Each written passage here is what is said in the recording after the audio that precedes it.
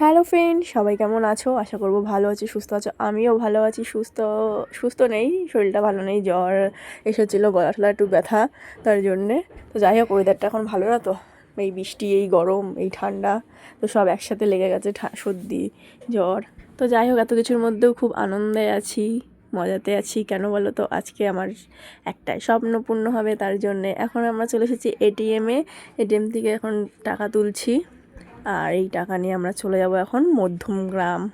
আগের ভিডিওতে তোমাদের তো দেখিয়েছিলাম যে আমার ফোনটা খারাপ হয়ে গেছে, একটা ফোন কীভাবে বুদ্ধি খাটিয়ে খুলছিলাম চার্জার লাগিয়ে, আর অন্য সময় ফোন কল করে স্ক্রিনে লাইট জ্বালাচ্ছিলাম। অনেক বুদ্ধি খাটিয়ে ফোনটাকে চালিয়েছি, আর নয়, এবার আমার লাগবে নতুন ফোন।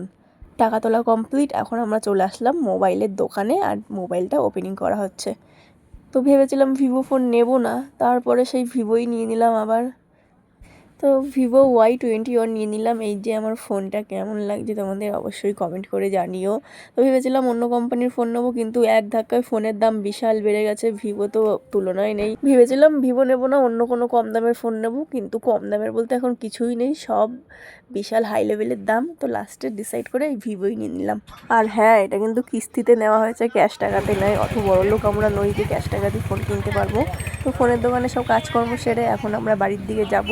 আর এটা হচ্ছে আমাদের মধ্যমগ্রামের 30 গলির ফেমাস লস্যি।